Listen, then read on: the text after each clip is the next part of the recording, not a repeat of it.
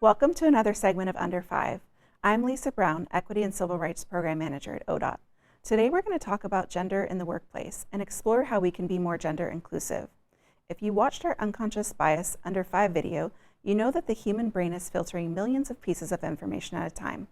Because we cannot process all this information in the moment, our brains automatically make assumptions to fill in the gaps. Assumptions are made about people based on the things we have been exposed to throughout our lifetime. Our brain's automatic assumptions influence what we think, how we treat people, including what we expect of them based on gender. To demonstrate this, I want you to follow some instructions along with me for a moment. Close your eyes and imagine a family. Now imagine who the primary parent is. Now open your eyes. When you thought of a family, was the family a woman, a man, and kids?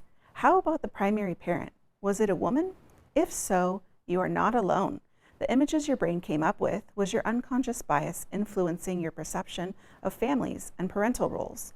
A common assumption is many families are made up of a man, a woman, and children, but we know that doesn't include all family structures. Additionally, families can be comprised of same-sex couples and those who fall outside binary genders. Single parents, step-parents, guardians or resource parents, and multi-generational families, and those who may or may not include children. If we think about how most of our brains imagined a woman as the primary parent, how do you think that impacts women in the workplace? Many assume that women will leave the workforce to be stay-at-home parents or are the primary parent, regardless of whether or not that's true for everyone.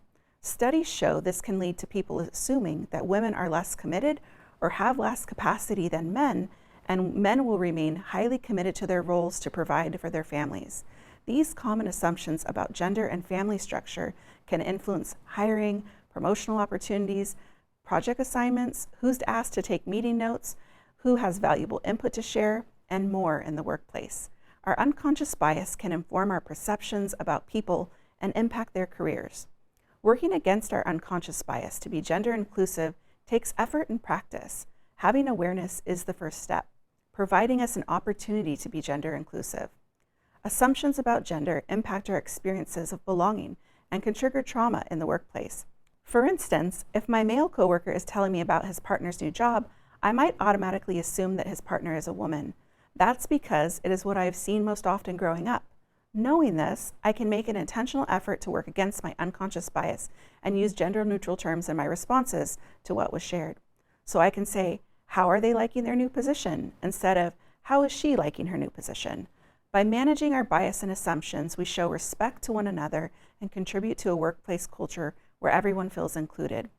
In these bias examples I shared, we aren't purposefully going out of our way to make people feel excluded, but with this expanded awareness, the examples help us to be more purposeful with gender inclusion. So whether it's holding space for all genders to participate at the meeting, assigning projects fairly, sharing note-taking duties across genders, or using gender-neutral language, being gender inclusive in these ways helps us to increase fairness and create an ODOT where everyone feels like they belong. Over the next 7 days, talk about what you and your teams can do to be gender inclusive and implement those practices. Thanks for being a part of this Under 5 segment on gender inclusion.